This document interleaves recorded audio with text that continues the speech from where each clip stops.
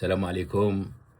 اهلا وسهلا ومرحبا بكم معنا في هذا الفيديو اللي غنخصوه اليوم الماتش اللي غادي يلعب المغرب مع النرويج. انا ما عرفتش واش حنا في الصالح ديال المنتخب المغربي يلعب مع النرويج. علاش؟ اولا لان ما عندناش فرقه في الجروب ديالنا كيشبه اللعب ديالها النرويج. عندنا البرازيل، دونك كان علينا نلعبوا مع شي فرقه من امريكا اللاتينيه. فوالا غايقول لك راه لعبنا ماتشات مع امريكا اللاتينيه، اوكي، ولكن ما لعبناش في المستوى ديال البرازيل. عندنا اسكتلندا، ما لعبناش مع فرقه في الريتم ولا في النوع ديال اللعب ديال اسكتلندا. وعندنا هايتي واحد الفريق مغمور اللي ما كنعرفوش عليه بزاف، ولكن كاين اللي كيلعب بحال اللعب ديالو، لان كاينه مدارس كرويه في العالم، كل واحد الطريقه ديال اللعب ديالو.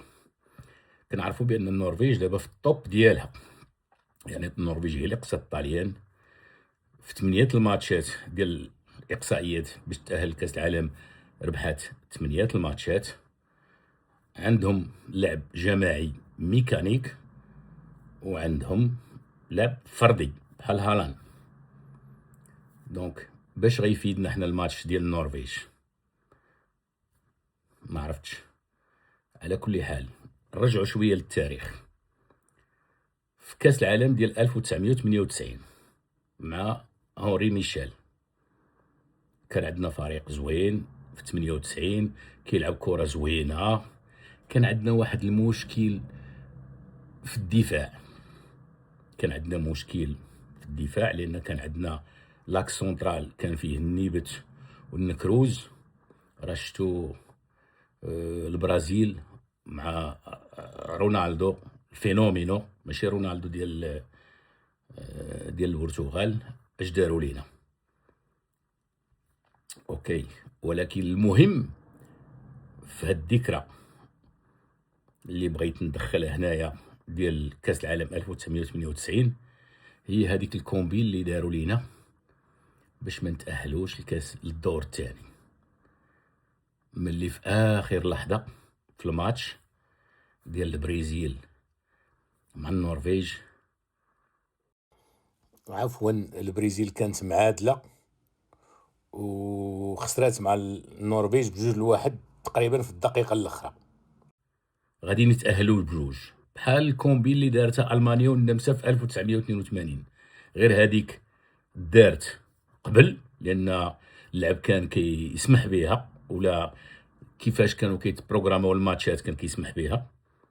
دابا لا، دابا حنا لاعبين او ميم طون، وباش تشوف البراعه ديالهم الماتش ديالنا حنا سالا قبل بشي دقيقه ولا جوج، هما استغلوا هذاك الماتش باقي عندهم لاعب واحد تما واحد 2 دقائق ولا 3، والنرويج كتماركي البيت وكتربح. كانوا كلشي الناس فرحانين المغرب في 98 لثاني مره غيتاهل للدور الثاني.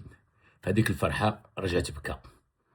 هذا اش كنستنتجو منه، اش غنفهمو منه؟ غنفهم منه بان النرويج واخا ما يقال عنها في العالم انها دوله راقيه ودوله عندها واحد الديمقراطيه متقدمه، ومن لي بيي سكونديناف اللي هما واحد المستوى عالي من العيش ومن الشفافيه ومن هذه، رغم ذلك تواطؤوا مع البرازيليين وداروا لنا قالب باش ندوزو.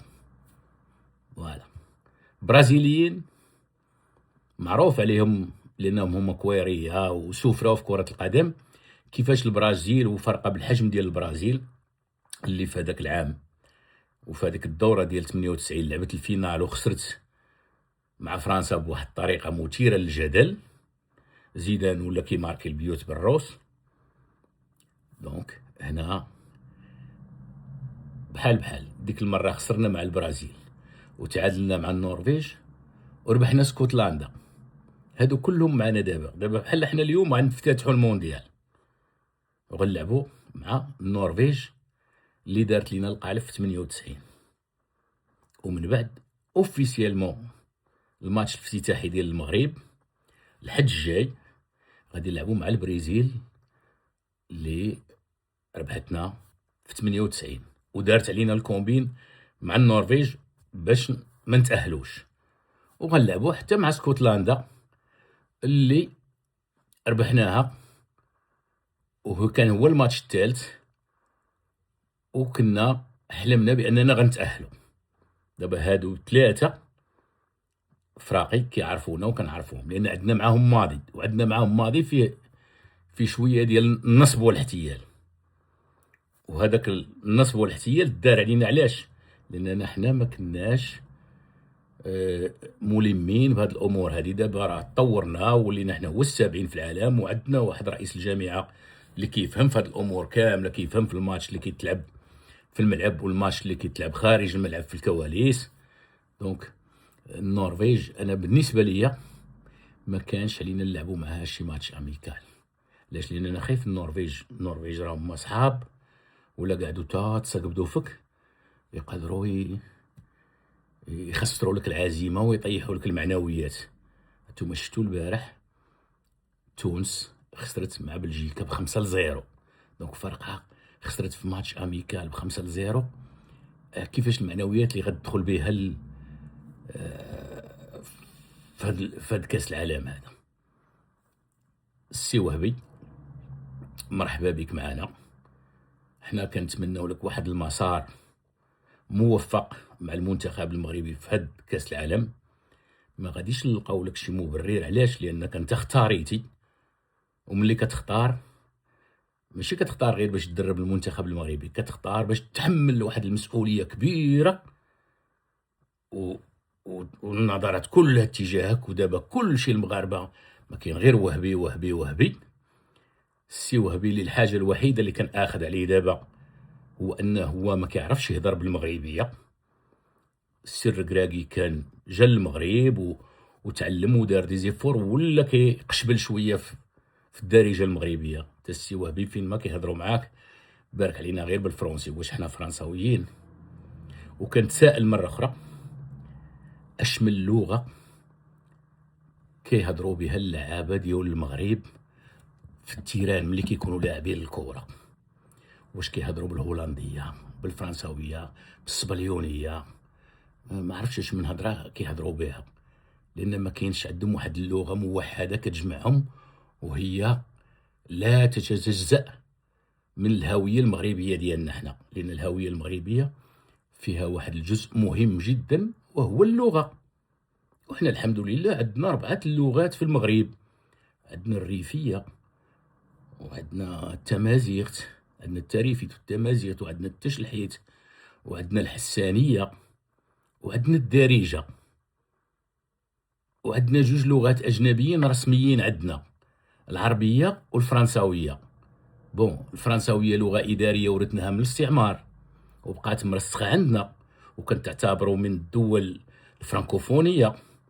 العربيه لغه ديال الاسلام وديال القران على راسي وعينيا، ولكن ماشي هي اللغه الام ديالنا. دونك اللعابه باش غيهضروا ابار المهاجر الوحيد اللي ربما ما تزادش في اوروبا ولكن جا صغير وكيتقن الدارجه هو السي الزلزولي. تحياتي لك السي الزلزولي، وعلم لي هادوك لي كوليك ديالك علمهم شويه ديال الدارجه. وكاين السي بونو حتى هو كيتقن الدارجه، رغم ان السي بونو هو تزاد في كندا وكبر في المغرب.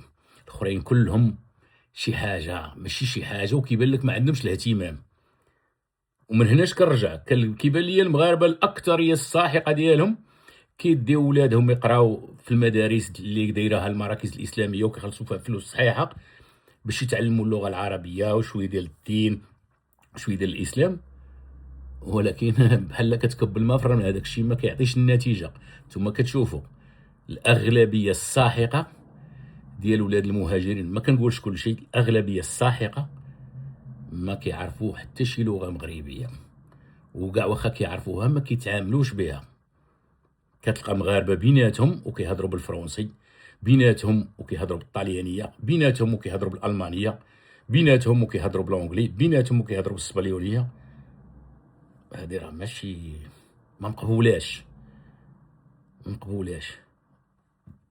راه النشيد الوطني مديور باللغه العربيه مغربه، وحنا باش اللعابه باش غيهضروا مع بعضياتهم باش غيتفاهموا، واش غيتفاهموا بالونجلي ما عرفتش انايا، لان اللغه الثانيه اللي غتكون واقيلا كيعرفوها كاملين بليز او موان شويه شويه هي اللغه الانجليزيه. دونك واش غنوليو حنا مغاربه لاعبين في كاس العالم وسمعتنا قد جبال الاطلس وكبر منها في العالم، وحنا دابا هما السابعين في كره القدم، وعندنا تقريبا واحد ما بين 7 حتى 10 المليون مهاجر مغربي خارج المغرب و40 مليون داخل المغرب، حنا 50 مليون، ومازال ما فكرناش باش نحلوا هذا المشكل اللغوي اللي عندنا هذا ابار. انا كيبان ليا الماتش اللي غنلعبوا مع النرويج ماشي في الصالح ديالنا، لان هذا واحد الماتش اللي يقدر الا ربحناه يهز لينا المعنويات وندهشروا به لي زادفيرسير سيرتو البرازيل، وما نحقروا حتى شي واحد، لان اسكتلند تا هما رابحينهم باغيين ينتقموا منا. الوحيده اللي ما عندناش معها سوابق هي هايتي، البرازيل رابحانا ماتش اوفيسيال ورابحينها ماتش اميكال.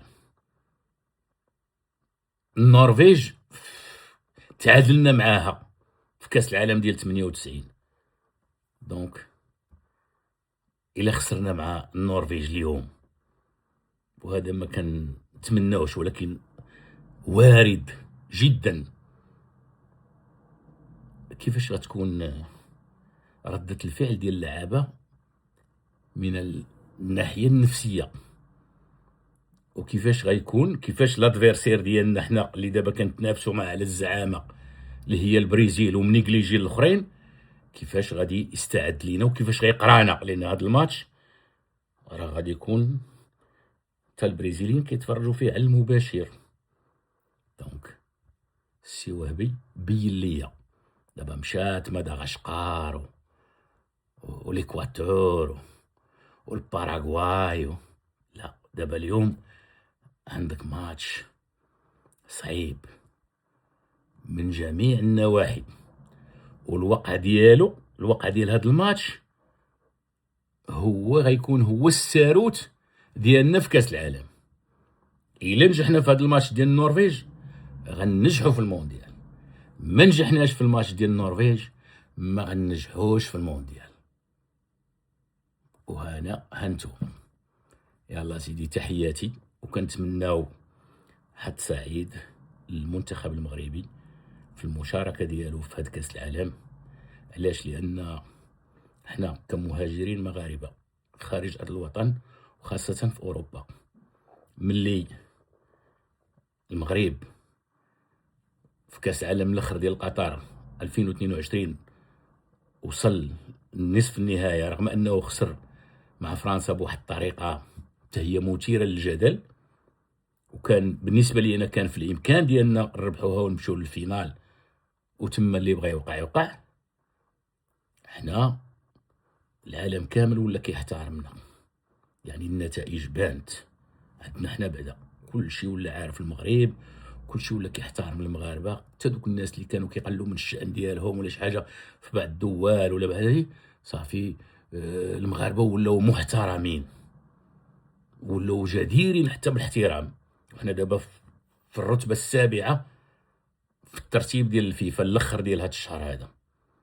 دونك ولا ربحنا النرويج صافي غنمشيو بعيد في كاس العالم، الا ما ربحناش النرويج هيهات هيهات. تحياتي لكم جميعا، وحنا ان شاء الله كونوا معنا، غنديروا دائما مباشرات على تيك توك وعلى اليوتيوب وعلى الفيسبوك، غنواكبوا في هذا المسار ديال المنتخب المغربي ديال المشاركه ديالو في كاس العالم ديال 2026 بواحد النقد وواحد التحليل اللي هو موضوعي وبعيد كل البعد على الجليجيه وعلى دوك اللي ما كيقدوش يقولوا اشنا هو، ما كيعبرش على التحليل ديالو الواقعي الهادف قبل من الماتش، تا كيسالي الماتش ويطرى اللي طرا غادي يقولوا امك ما قلتيها في الاول. صافي بركه علينا من حنا ملي كيتزاد كنسميوه سعيد، باقي ما تزاش. قبل ما كانت لا ايكوغرافي لا والو، ما عارفينوش واش غيتزاد بنت ولا ولد، ولكن كانت الملامح كتبان من الكرش ديال المراه الحامله. الا كانت الكرش ديالها بوانتي كنعرفوا راه ذكر، كانت الكرش ديالها بلا كنعرفوا راه هي انثى، كانت الكرش ديالها منفوخه مزيان كنعرفوا راه كاينين شي توام. وسيدي نتمناو في هاد الكاس العالم يتزادوا عندنا شي توام نخاويوهم مع هذيك المشاركه ديالنا ديال كاس العالم ديال 2022. ديما مغرب، وراه الرباح ديال المغرب في كاس العالم في الصالح ديالنا كاملين، والمشاركه المزيانه في الصالح ديالنا كاملين، لا المغاربه اللي داخل المغرب ولا المغاربه اللي خارج المغرب. هذه اولا او نيفو ديال السمعه ديالنا، او نيفو بسيكولوجيك، او نيفو ديال الاحترام اللي كيحقق لينا واحد المشاركه مهمه، وفي واحد الملتقى اللي متجه ليه الانظار ديال العالم كامل. تحياتي لكم، وديما مغرب.